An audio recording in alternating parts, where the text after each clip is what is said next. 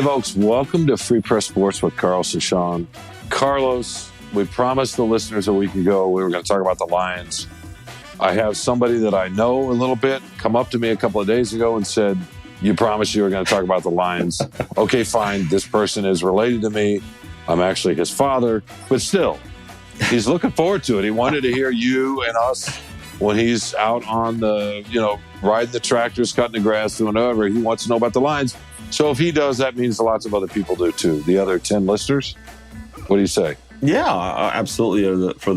Now, I'm glad that we have one listener now, maybe two, and it's the whole the Sean Windsor family over there riding, I guess, tractors on your expansive not here. Land. That's his job. He's doing it at a public. Is that a public course? I can't remember. Technically, yes. Yeah, it is technically because it's a public school. But yes, no, this is for his job. But it's dude, it's the Lions season is here, man. And you could talk about Michigan football and they won. You could talk about Michigan State, they won. We'll have plenty of time to get to that, right? Do you want to chime in a little on them or just Lions? All Lions. If you want to, the Tigers are still playing. So I guess there's that. Well, I want to talk to you about, I just want to talk to you, and I hate to do this because you love to grandstand on your own, so you don't need any help from me. But you wrote two very interesting columns about Michigan football and giving the free Harbaugh, JJ McCarthy dude a pass because he's just a kid, and then writing an interesting column about Mel Tucker, saying we're going to get booed. And again, these kids are like, what did they have, a foot in adulthood and maybe an arm or something, but they're kids, golly gee. So again, about the kids, I want to talk to you about the kids playing high-level college football where they're getting thousands of dollars, tens of thousands for NIL, but whatever. I want to get into that a little bit. Let's go into it right now. We'll get to the line. We'll get to the Lions here in a minute because they do have a game against the Kansas City Chiefs, the defending Super Bowl champs. So we'll spend the bulk of the time talking about that. But yeah, we can talk about that for a second. What you got? What's your thoughts? By the way, I wrote another column on Sunday that I didn't know they were going to hold, but I guess there's so much line stuff everybody's producing, they're sprinkling it in, right? So it's been kind of interesting. I wrote a column about Dan Campbell that you and I actually talked about a little bit last week. Yep. And that's just sitting there. And that will be, of course, it's not a counter to what you wrote about Ben Johnson. That was a good column, by the way, except for the 10 eyes in the first paragraph. But it was a nice, I thought, reported out, thoughtful, interesting column. And so it'll be a companion piece. How about that? Not a contradicting piece. That's the word I'm thinking of, a companion piece. Yeah. No, absolutely. That's we can get to your favorite coach on the planet, Dan Campbell. So your muse. No, I'm just no. I just you keep Ben Johnson in your mind owns the Lions, right? He's literally it's his team. So yeah, that's I'm just trying to counter that a little bit. But no, what you got on Michigan and Michigan State? By the way, did we say they both won? I think everybody listening probably knows they both won. They both won fairly comfortably. Different kind of games, different things to take away, but we don't need to break all that down. You want to talk about what? Mel Tucker and Jim Harbaugh? Yeah, kind of. But the thing I thought just was interesting is how I don't go out there and scour Wolverine land for everything that was ever written over the weekend when they beat East Carolina. But this whole, I think I would definitely approach this differently. We're different people. I get it, Sean. But, giving little old JJ a pass of free Harbaugh, and even everybody's debating it on the internet. And, what does this mean? Your school it's a self-imposed 3-game ban. Free him from what? The administration? And then he hugs Ward Manuel. And this is the kind of empty garbage kind of stuff that the internet has created of just, let's just shout out into the world, and it doesn't mean anything. And, what did he say? Just, it doesn't mean anything. I just want my coach back. What do you mean you want your coach back? Your school suspended him. Then why don't you go see Ward Manuel over there? Go talk to him. Tell him you want your coach back or what? I mean, it's just a weird. I had no problem with the formation and holding up 4 fingers and whatever. Like, okay, fine. That was cute. It was a little symbolic gesture. By the way, what kind of sandwich do you think Harbaugh was eating? That was it Jesse Minter's? No, who was it? Sharon Moore. Sharon Moore's wife made. So but it was. But the whole free Harbaugh, I just hate this. It's like a nothing, empty, mindless protest against nothing. It bothered me. Just like, man, hold these kids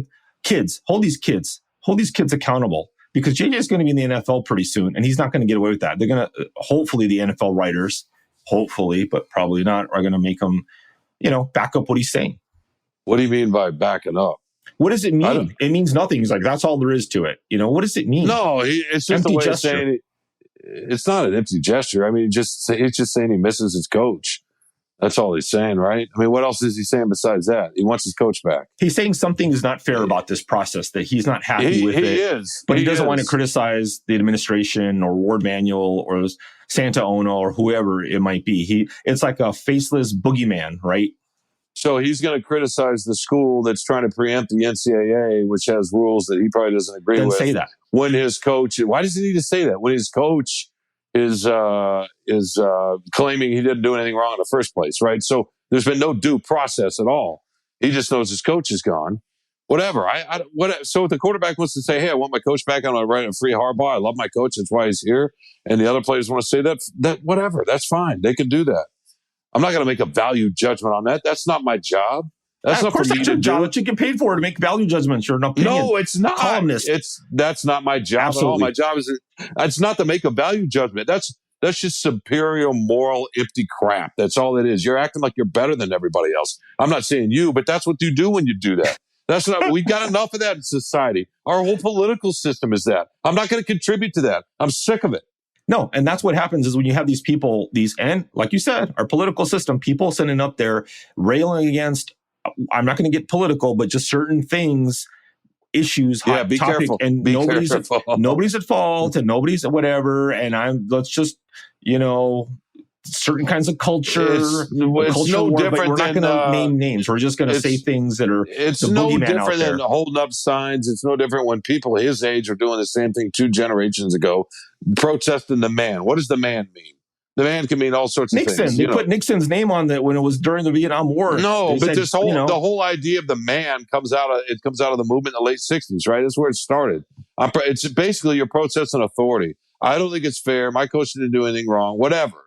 That's all he's saying. He misses his coach. I mean, look, college football. I miss you, coach. A little heart with Harbaugh on it, and that's it. Not free. Well, I don't know this free JMO. Well, free no, Harbaugh, and I wrote in the column that he's, the school's the one that did. I mean, I pointed all that out. Not that I need to. Everybody knows that, but you feel like you got to at least point that out. But it's to me, it's just the kids miss their coach, and that's all there was to it. I thought it was more telling that he said he didn't think it would matter. I thought that was more interesting. That wouldn't matter. That he wasn't there. He didn't think it would feel any different. And he said it surprised him that it felt different that Harbaugh wasn't there. And I thought, well, why wouldn't you think that mattered?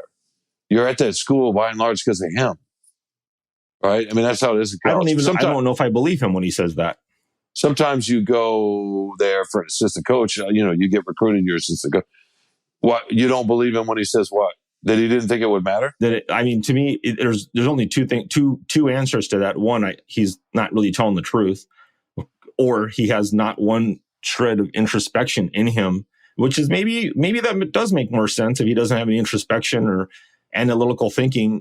If he also didn't think, well, writing free Harbaugh on his shirt and he's the star of the program and he knows he's going to get put on TV for a national audience for, tens of thousands or millions of watchers or viewers. It's Peacock, maybe tens. How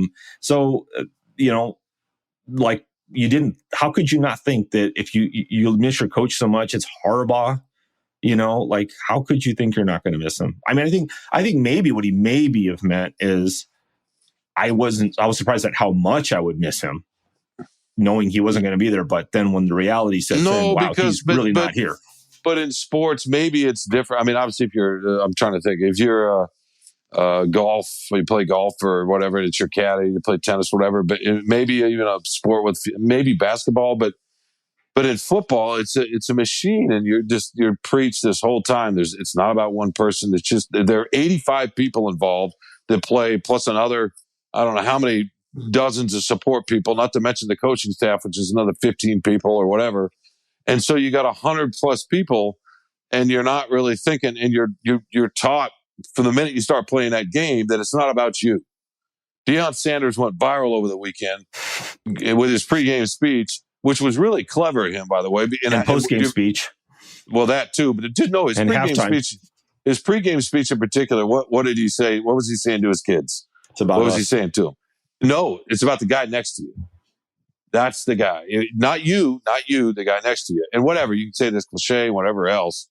But the reason it went viral is because people are like, oh, I'd run out on the field for that. You know what I mean? Especially if you're young. And that's what football is. So I totally understand why he would think it's not going to be that big a difference. You got 100 people, you're missing one. We've got the same people calling the plays. Harbaugh's been with us until Friday night, right? He was there the whole week. He designed it. So why I could see it would be different if he was out for 3 weeks and away from Schembecker Hall. You know what I mean? Yeah, maybe. But I mean, when you have as much as you say, there's 1,500 people on the sideline or whatever support staff, but it is all about the head coach, in college football. I mean, those guys it's like Patton out there, it's their army. They give the speeches, they rally people. I'm sure when McCarthy comes off, gives them a handshake and a pat on the back. It's like a little security blanket. It's good to know that for the leader is there. For sure. And he knows that now. And so my job, we're talking about our job. My job, the way I see it, is not to think about what I would think or what I would do, but what it's like for him, and to put that in the context of what a 20-year-old, that to me is a much harder thing to do. I'm not trying to guess and get in his mind and say he should do this or there, what is he telling the truth or whatever. I'm trying to figure out, okay, yeah, what's it like when you're that age? Yes, it's easy to sit there and say, well, he should have known it's going to feel different. I mean, yeah, for us it is. For you? I don't have as much of a problem about that. Is it for my kid? I mean, my kid's a little older, 20, but yeah, I mean, so that, I guess that's how I try to think about it. Yeah, you're very understanding. No, I don't necessarily think that. Just back to your earlier point about the political, is a really good one. Not that we want to get naming names or anything. We don't want to go down that road, my brother. But it's just, we have so much of that.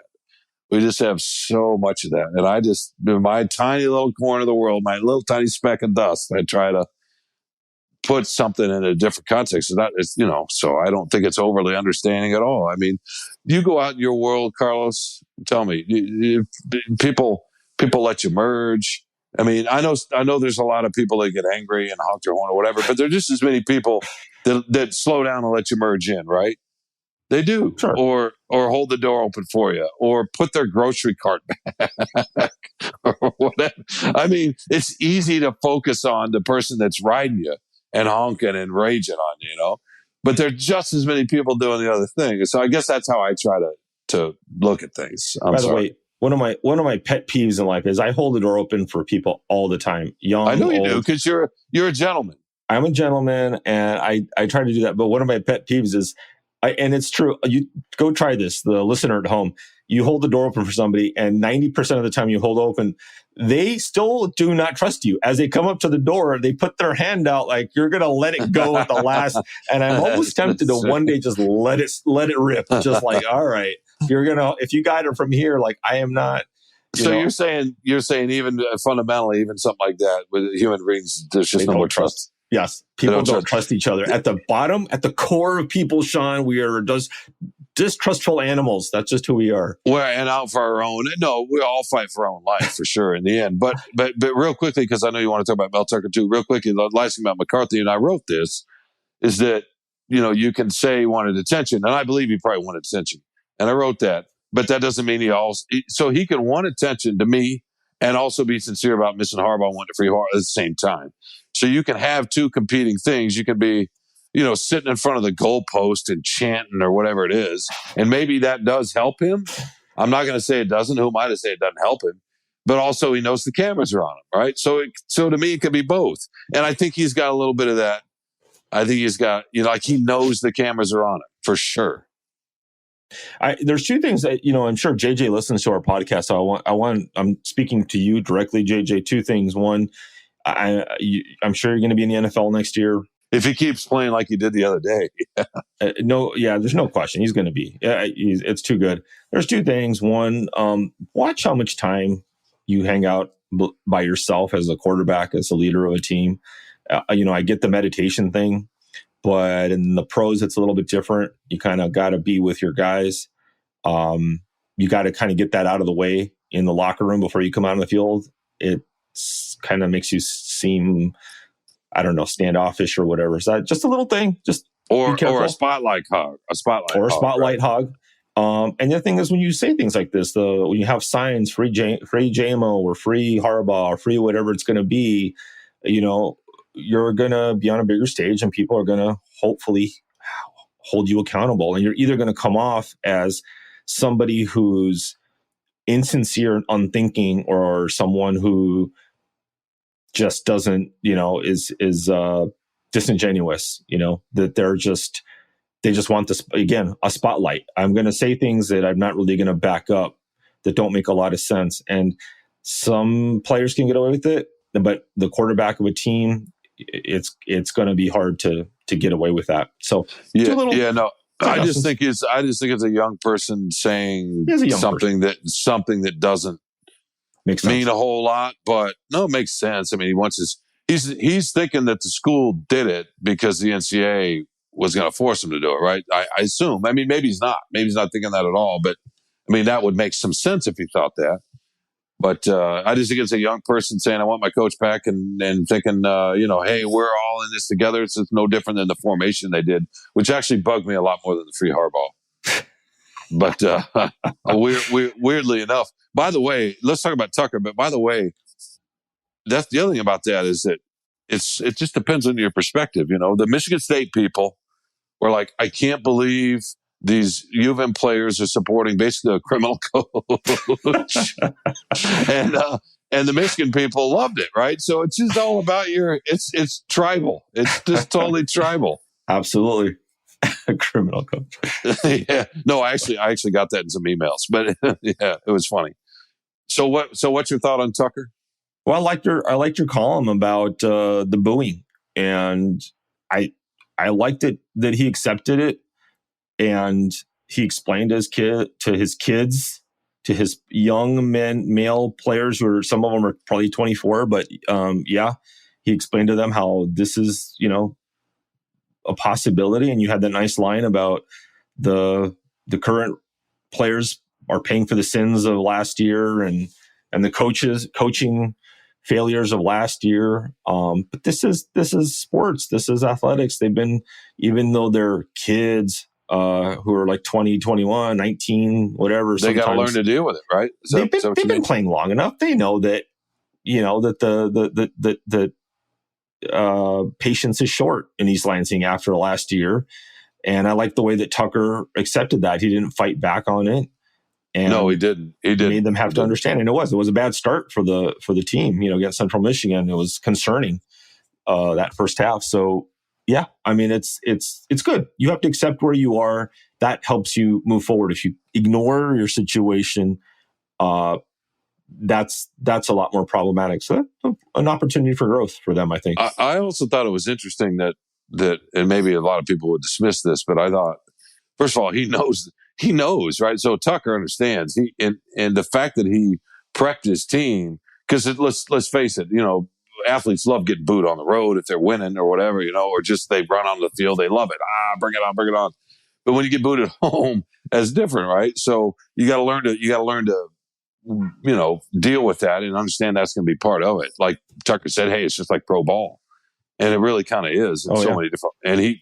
And you could say that in all sorts of ways in terms of the two levels, but yeah, to me it also said, look, Tucker fully understands where his program's at. That he's actually going to, as part of a team meeting, talk to his guys, be prepared to get booed at home early. You know what I mean? I don't have a game plan for this first half, so let's be prepared. Yeah, but the fact that he, and didn't want him to be surprised, and then talk to him about, and then he said he'd sort of talk to him about it as it was happening. And so that tells you he has a sense that it's not easy for them if he feels like he's actually got to talk to him on the sideline. while it's happening. So, and it can't be. I mean, you're what you say 24, but you're also 18, 19, 20, 21, 22, whatever.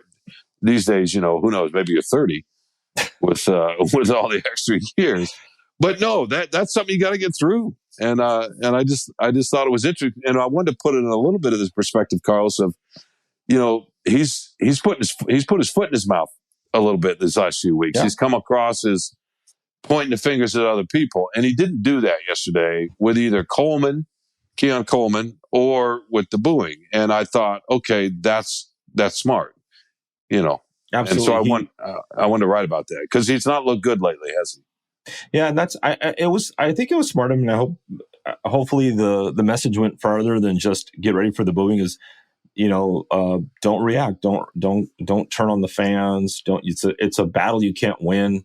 Don't criticize them in the media. Don't talk publicly about we need more support, because that's what tends to happen. I mean, he could just point to some tweets or Instagrams or whatever of a young lady named Kelly Stafford and see how that works out. You can't take on the angry mob and win. It's not going to happen. So just take the high road. And that's going to be the lesson. And you know what I would tell them if I were Tucker? I'd tell the players, like, listen, raise your hand if you want to play pro ball. And then, 90 hands are going to go up. And it's like, yeah, guess what? It's going to be even worse when you get to the league. If you get to the league, it doesn't take much for a couple of 3 and outs. It doesn't matter if you're the Chiefs or you're the Bears. The fans are paying a lot of money. They expect a lot. And in college, the difference is that there's all these, emotional attachments to the teams versus the monetary. But people, I think you mentioned in your column, the fans deserve, they have the right to boo. That's their privilege. Some people think it's right or die. You can't do anything. You can't nothing but, rah, rah, glory. That's not true. That's not really being a fan, I think, if you're just unthinking. So it was, I'm sure it was hard, but I'm glad that's a really good sign for him to manage that so well. And there wasn't any drama, any biting back. 'Cause that would have been the story, right? If Noah Kim chimes in, we need more support. How dare the fans? We've worked so hard to get here, blah, blah, blah. Then he'd get torn to shreds on social media and maybe traditional media. No, for sure. And I thought it was interesting he brought the booing up twice and on his own, and then I asked him about it. I don't know if that was clear in the column because I didn't say I asked him about it. You should have said I asked him. For prosaic questions, you don't have to mention yourself. No. But no, yeah, he was. It's definitely been something he's been thinking about it, and I would bet he learned a little bit just from the blowback in the last few weeks, the way he was sounding, and I just thought, okay, he's back on that track a little bit, and I just thought that was smart. We'll see. By the way, real quickly, if Harbaugh's argument a couple of weeks ago that the players need to get paid directly. If that ever happens, then there'll be no difference from pro ball in terms of the booing, right? And the expectation and the freedom fans feel like, well, you're getting paid. You're not just some amateur. I can boo you and say whatever I want. I don't think there'll be no difference. There will be a difference still, but it'll be less. Yeah, that line will be blurred for sure. More. Yeah, it's all interesting to think about, but we got to get to the Lions, don't we? And we probably need to take a break before we do. Yeah. Okay, because their Super Bowl march starts tonight? It starts tonight. Tonight in Kansas City. Tonight in Kansas City. All right, let's take a quick break, and we'll be right back with more Free Press Sports with Carlos and Sean.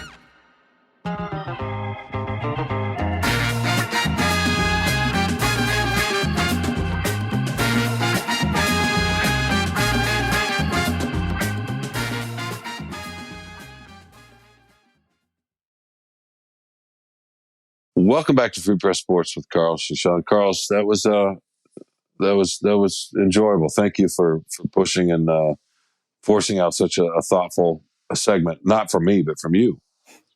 Anytime, I'm glad we let off covering 2 programs that have their own podcast on the Free Press Network. So, and we're bearing the Lions that doesn't have one for some reason. But make sure you catch Hail Yes, our new podcast about Michigan Wolverines with Tony Garcia and Ryan Ersaban. And the Spartans, talking Spartans, right, with Graham Couch and Chris Solari. Yeah, Graham and Chris Solari do a fantastic job. That's been going on for a while, so people don't even need to know about it. So no, long and strong for them. Yeah, to heck with them. By the way, I want to ask you. I just want to say one more real quick thing about the last segment about booing. I personally, and I'm with you. Fans can boo all they want; they have the right to boo. I can't imagine ever booing. Like I just can't imagine. I was going to ask you, have you ever booed? No, I've never booed. I can't. If I not disapprove, but that's just so. Ugh. If a team's struggling or not playing well or whatever, or something's going on, then I don't watch or I just sit there. I mean, it's been so long since I've been a fan because of this job, but I've just never. It just wouldn't occur to me to actually yell out at another human being who's trying to do the best they can, and ripping them like that. I can't relate to it. I understand it. I mean, I intellectually understand it, but I can't relate to it. What about you? I've never booed one of my own teams. I've certainly been frustrated and yelled. I could maybe have yelled at Dave Roberts a couple of times for asking Pedro Baez to come in for the 10th time in 10 days or whatever. But yeah. I mean, so the interesting thing is when I've been not too long in the past, been to a Dodger game. It was a playoff game actually, and Dodger Stadium. You know, the LA crowd is a little bit different. They're not as dyed-in-the-wool loyal the way that like a lot of traditional like Midwestern, Northeast teams are. Like my grandfather and his grandfather follow these teams. It's a lot more transient culture and population. So, and I think for a long time, the sports media reflected it too, as far as it was less homerism. That's probably changed now because of regional networks, but yeah, people let them have it. And I've been to a lot of Dodger games where in the recent past, where people are booing pretty good players, Cody Bellinger and such, when they're on strikeout streaks or whatever, hitless streaks, and booing Dave Roberts and booing, I'm with you, Sean. I can't really see myself booing the team I'm rooting for and supporting, but I have yelled at a few players probably, or usually the coach or manager, or why are you doing this? And come on right now and something, but booing, not booing. And it's been, yeah, I agree. It takes at home when I'm by myself in front of the TV, I'm a lot more vociferous probably in my criticism. Oh yeah. Right. Yeah. You got a lot more frustrated, don't you? I get really angry, but I'll also not, even if I was at the stadium, it wouldn't qualify as booing. It'd just be being upset and, unhappy with the results or the execution, but not literally booing somebody. No. Yeah. Like I was at a Tiger game against the Red Sox one time. It was in, I don't know, the late 80s, maybe early 90s. I can't remember. And Clemens was pitching and it was a rain out. And not a rain out, but it was rain delay. And then there were very few people, and we kind of went down behind home plate. And I remember when Clemens was pitching between the pitches, and somebody yelled out, "Hey, Clemens, I just saw your sister out in the parking lot." And it reverberated all the way out through. And so you hear that kind of stuff all the time, I guess. Yeah. So that's like different. trash talk and insult. And yeah. But the idea of just booing, it's to me, it's a different kind of thing. Can you understand though? Like right now, if Tigers fans are booing Baez when he strikes out for the third straight time, chasing. I totally know why I do it. And it's interesting because this would be a good segue to the Lions. You were talking about homerism, and I have a different idea of homerism than a lot of people, a lot of fans, even a lot of people in our business. A lot of people think of homers as well. You're willing to be critical, whatever, and I understand that. But to me, when you are so critical of a team, that's kind of homerism to me because you act like they owe you something, and they don't, and so you feel like you are owed and you own some part of their soul, and therefore you can just say whatever you want to say about their performance because they're yours. To me, that's like the ultimate kind of homerism. Like you're looking for bona fides by going after something because you want to show, not you, not personally, but you want to somehow show you're objective, but you're not being objective at all. You're letting your emotion get in because you feel like you're owed something. And fans are like that too. So anyway, speaking of homerism, here's my question to you as a segue to the Lions.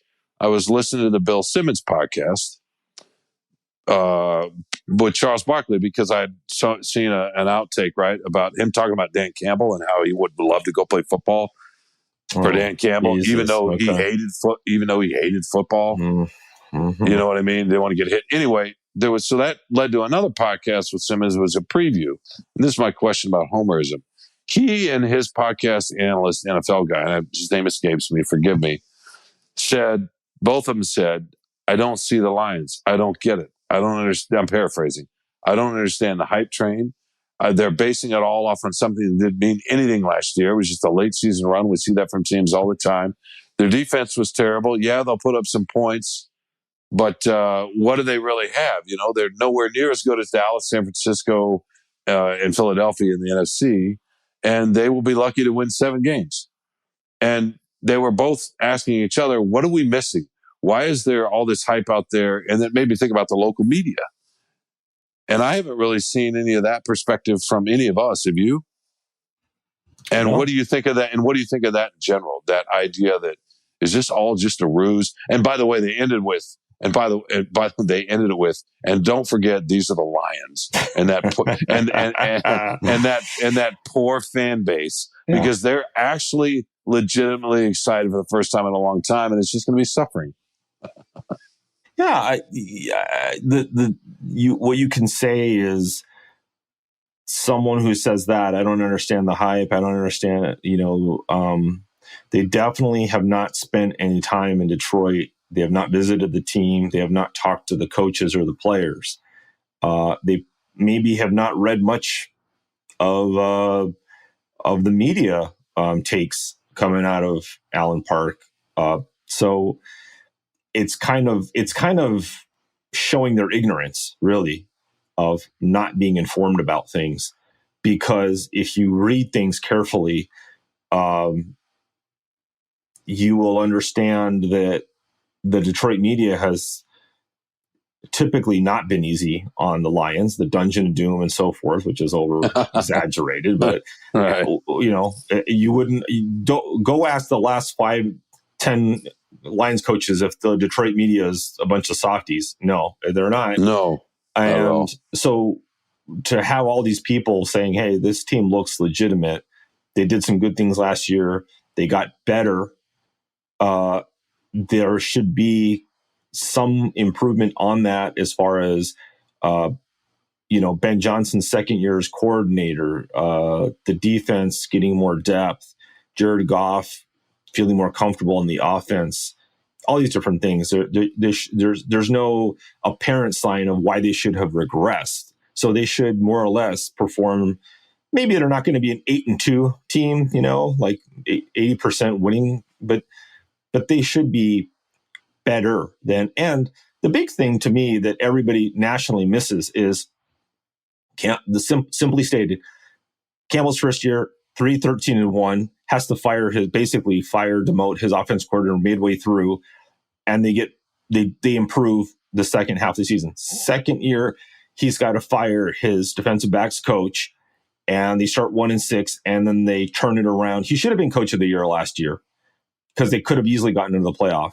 So that is the reason why, because he has dealt with adversity so well. And that's what everybody misses about Dan Campbell. This whole, and Charles Barkley, I don't want to run through a wall for him. And even like Red Wings coach Eric Lalonde has said, I'm obsessed with him. And he said recently, like on a radio broadcast, I think it was that show, that I want him to talk to our players and this and that. It's like, right. The thing that everybody gets wrong about Dan Campbell is that they think he's like some Newt Rockney win for the Gipper, rah, let's do it.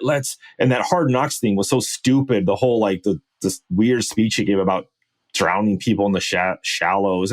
That's not why players want to play for him. They want to play for him because he's real, because he's straightforward. He doesn't mislead them. He's honest. He's passionate about what he does. And there's there's logic to what he does. It's not some weird look at me thing. He's a real dude. He's a real dude with us in the media. That's why the media likes him so much. But he's a genuine person who isn't out for himself and has a very good understanding, holistic understanding of how this all works together, why the players matter. I was a player. I'm not going to mess with you. That's why they want to play for him. Not because he does a bunch of up downs, not because he gives kind of weird speeches and listens to heavy metal. That's not why. And Charles Barkley, it's disappointing that he was a Hall of Fame athlete, and he thinks that the rah-rah speech is why people want to play for him or why they're doing better. No, because he's a good dude. And by the way, Jim Caldwell was very similar that way. Players respected him because he didn't mess with their heads and told it like it was. So, that's what the national media doesn't understand about Dan Campbell and the Lions is they made significant steps under a lot of adversity last year. So if you remove some of that adversity, and they continue somewhat close to that, the mean, they should be better. They should certainly be better than a 1-6 start, at least. Yeah, I agree. I don't know about Barkley. Not that we want to get bogged down with Barkley. I don't know that it was specifically some kind of rah-rah. I think it's just I think it's somewhere, I guess I would say it's somewhere in between. Like, I understand the national media. I completely agree with your point about what's been produced, the journalism been produced, the what's come out of camp. A lot of people aren't familiar with the personnel. I mean, the fact is they're just more talented, right? They are. I mean, they got young guys that are getting better, and they got people in the draft that could be good. I mean, so and we say that based on the last couple of drafts where they've shown. So you just kind of base it on history, and it can all fall apart for sure, but. So I completely agree with that. I don't think it's just a rah-rah. I think it's just Campbell's vibe. I don't, and just what he sounds like, the timbre of his voice, the way he carries himself. You and I have talked before about maybe the way he looks, and people get lost in it. Is he a meathead or whatever? And he's obviously not. And I agree with you that, and this will come out more if they do actually really win. If they start winning big, there'll be a much more dissection on the national level about who he is. But to me, the guy, who knows? He may end up having a just really great grasp of football, right? He has a great... To your point, I mean, right? His greatest strength is he understands people. He understands what the media wants, who we are, what we want, how we talk. He understands what players want, who they are, and how they talk. And he understands coaches. I mean, he understands, and he understands. I think he understands his owner. That's the thing I know least about him is how he works with Sheila Fordham. She's a bit of a mystery. It's hard to get close to her. It's a very quiet and secretive kind of thing. I've tried. It's a door I keep knocking on. It's hard. But other than that, other than his relationship with the owner, which by all accounts seems fantastic, but we don't know what the depth is there. But you and I are there all the time, Sean, and the magic of Campbell is that he gets everybody. He literally gets everybody. When you're in a press conference and there's 2 or 3 people who want to ask a question at the same time, he'll point to one, say, hold on. And he does it. He's like a conductor. And he's going to come back to you. You're not fighting for this and fighting for that. So he's very fair that way. And if he's fair with the media, he's damn sure fair with his players. And that's all you can expect from a coach. Is a leader, is be fair, be understanding, understand where I'm coming from, what my motivations are, and he just does. And he looks, like you said, he's the antithesis. He looks like a big, brawny, meathead football dude. He's the most surprising coach I've ever covered that way. And it was funny. We were in a press conference a few days ago, whatever it was. I can't keep track of time anymore, but I was asking him about Ben Johnson. And last year, he refused to say that Ben Johnson was going to actually call the plays all the way up until game 1 of the season, even though we knew he was going to do it because he was doing it in camp and preseason. He had the mic and all that stuff. So but he refused to do it. And I won't get into the reasons why, but he refused to do it. And so it was the definition of being cagey, of not. And I thought, what's the word? How can I ask this question? I thought he will love the word cagey. I've never heard it said to him before, but I'm like, this is a Dan Campbell word, cagey. And so I said, you were a little cagey about it last year. And he smiles and he laughs. He kind of says, cagey. And he, like, I knew it.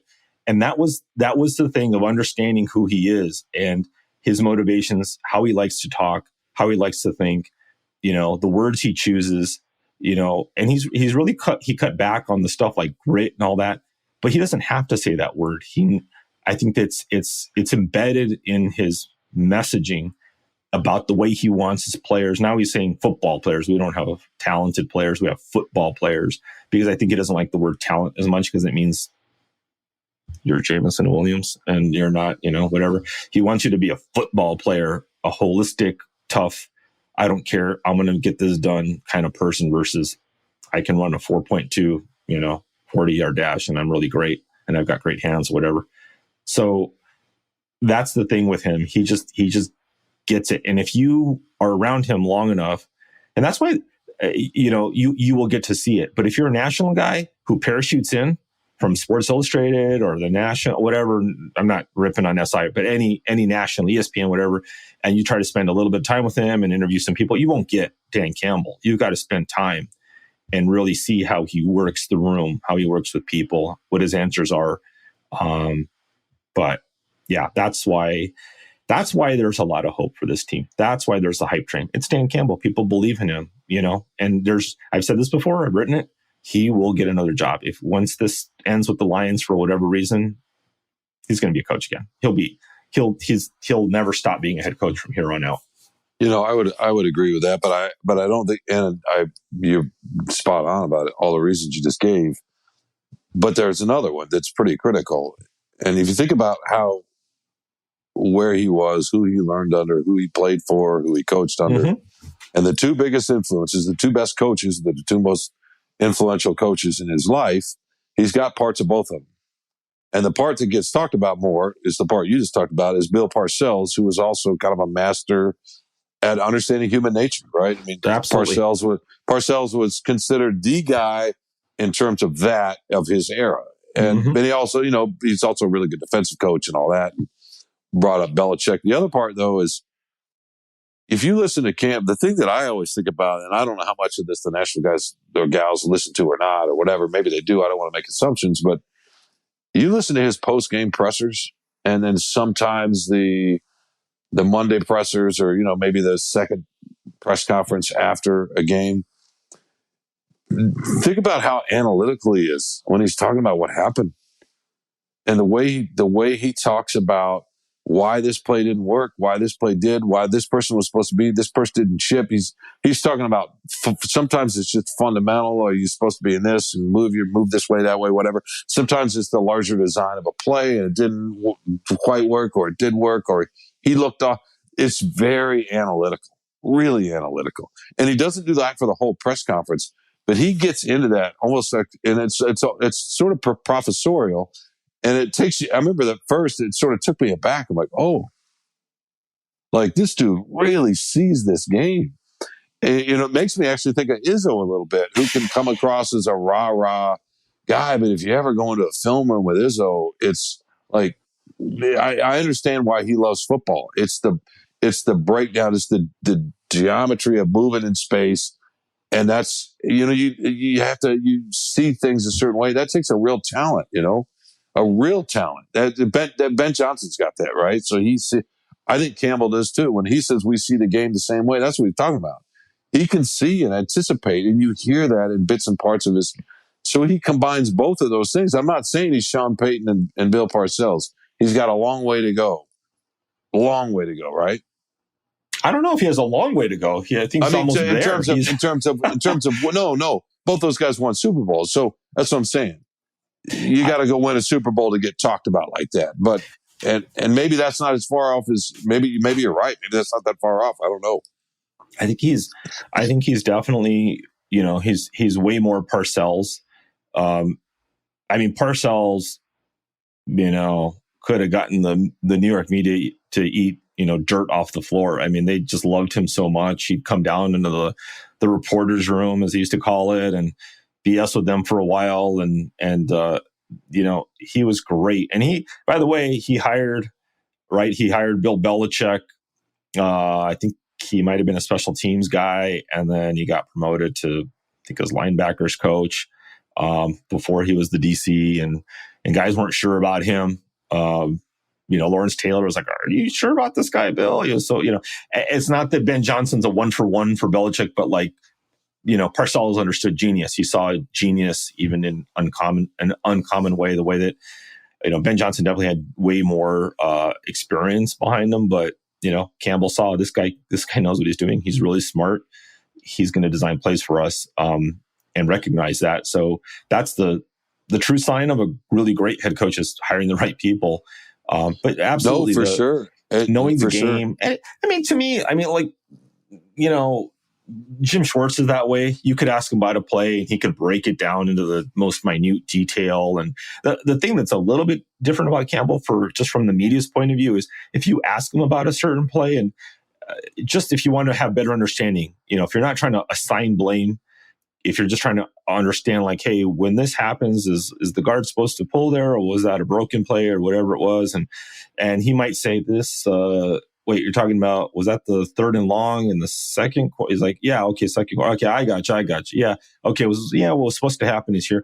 So he doesn't mind breaking things down. And by the way, Marinelli used to run some film sessions for reporters too, to have them understand some of the bigger picture of what they were trying to do. So I don't think that's super unique about understanding the game. Most coaches, I think, probably understand the game and can break down plays. Whether they're willing to do it or not is a different question.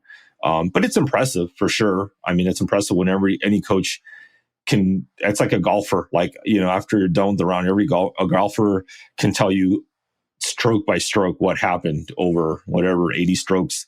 But a coach can do the same thing. They can, what other 60 plays in a game or whatever, like break down every single play. How did it happen? Why did it happen? Who was at fault? Why did it work? Why did it, he has an impressive memory that way, and recall, intellect.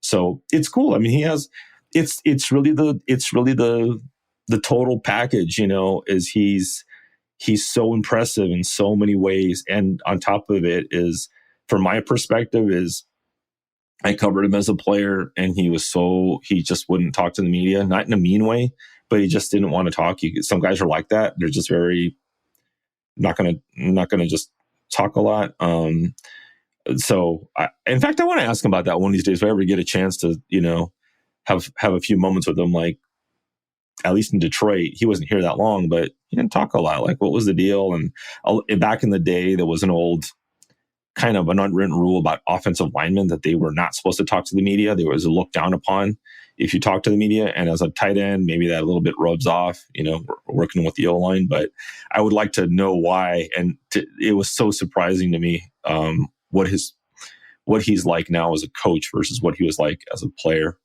But yeah, the guy has managed crisis so impressively. And that's the national media doesn't understand that, because it's funny. You get blinded by the kneecap thing and all this stuff.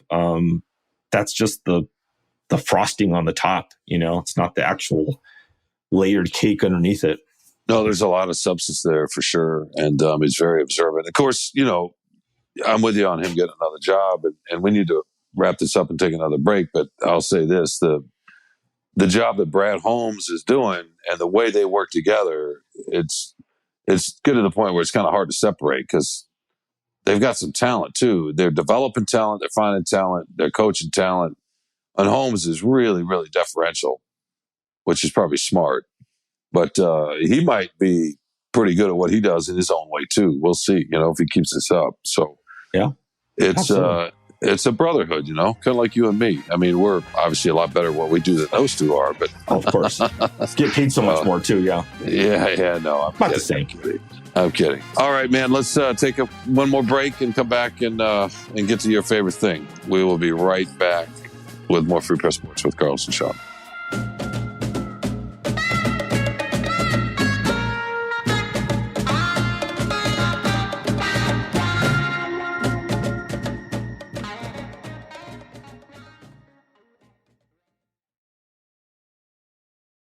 Welcome back to Free Press Sports with Carlos and Sean. It's that time of the show.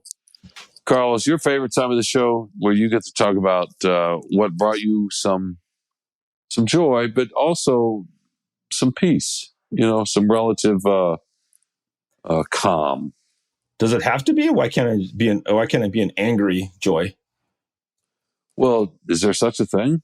So yeah, sometimes I'm happy when I'm my least happy. How about what that? did I see? What did I see the other day? Well, I saw. Have you met Mike Ulrich?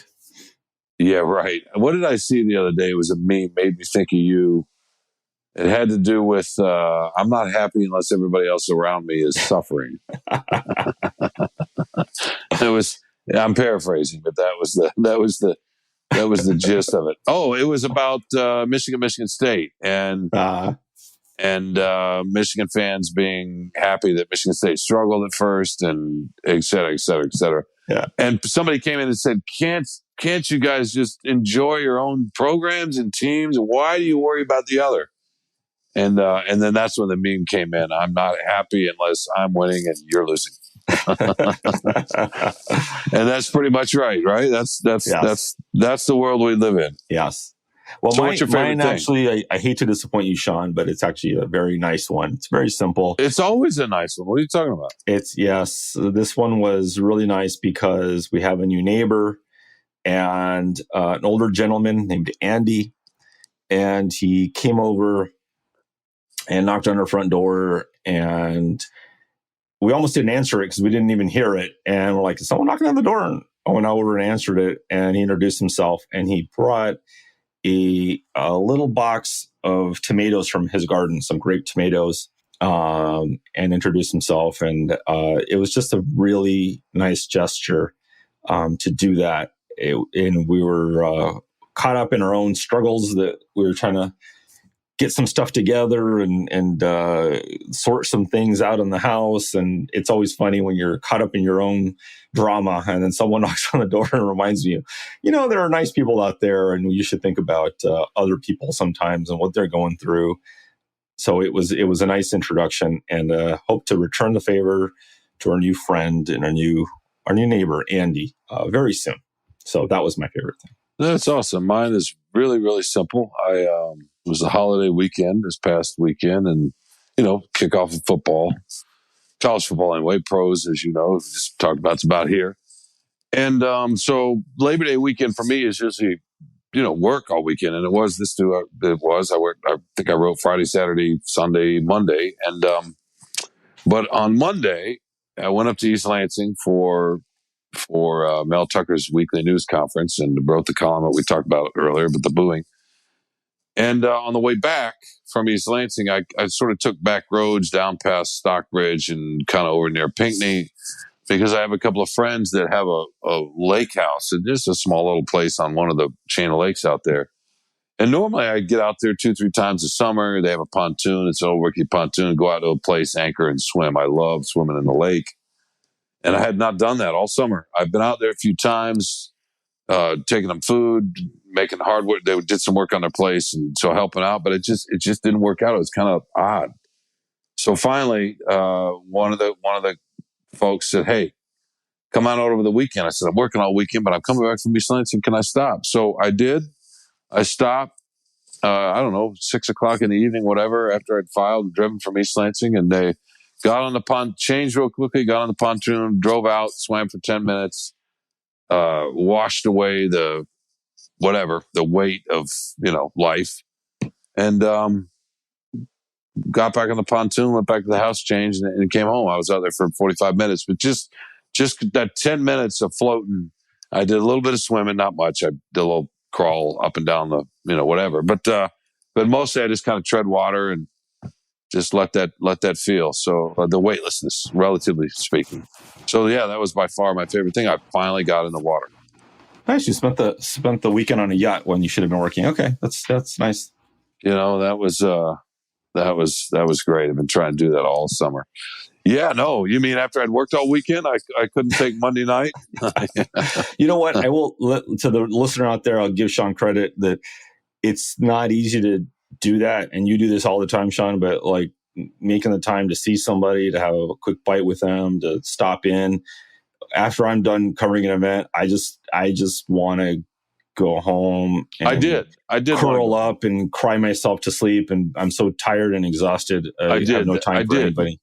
I did, Carlos. You don't know how much I just wanted to go home, but I felt like I had to do it, and then I was not had to, but I felt like I should, and then I was glad I did, because I love the water. I swam as a kid competitively for a bit, and not that I ever want to, but yeah, I've always loved the water. My pop was a college swimmer. Oh wow! Yeah, for a little bit until it's a long story, but anyway. Yeah, that's a nice favorite thing, and I'm glad. I was really scared you're going to say, after I said the cherry tomatoes from Andy, you're going to say I like tomatoes too. Okay, join us next week.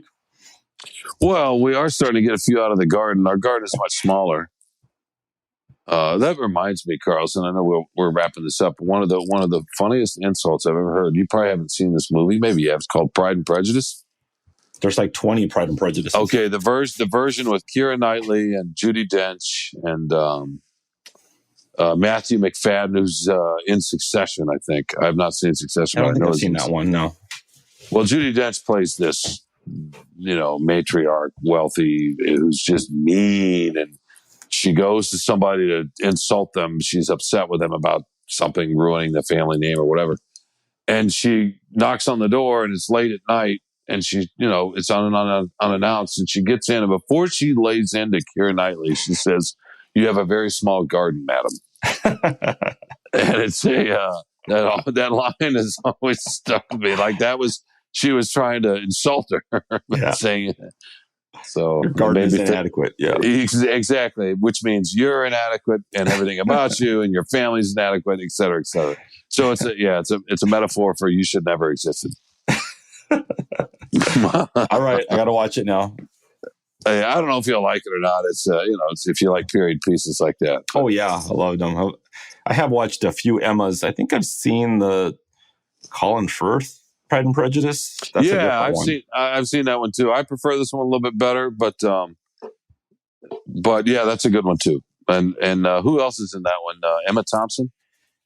I believe Emma Thompson. It's no original Top Gun, but yeah, it's up there. Well, I mean, nice. It's come on, man.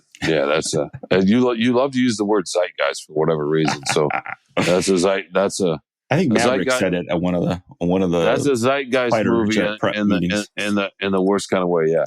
All right, man. We got to thank people and get out of here. I want to thank you. It's always a pleasure. Thanks for spending time, making time for letting me thanks for letting me be part of your podcast. Oh, anytime, Sean. It's a privilege. We want to thank Robin Chan, who makes this possible and produces this, whatever you want to call this. Who else are we thanking? Anjanette Delgado, Kirkland Crawford. Who am I missing? Nicole Avery. You say it. Nicole Avery Nichols. Yes. Yeah. I think she's the editor. I think Anjanette's the number 2. I don't know. It doesn't make sense, but yes, she's the editor, executive editor. We whatever. We just need to thank Robin Chan. Titles don't matter. We need to thank Robin. He's the one that does it. He's the only one who matters. And Kirk, he is forced to listen to it. He's not Robin's important, but he's not the most important person, right? Well, the listeners are, of course. The listeners are. And where do we find this?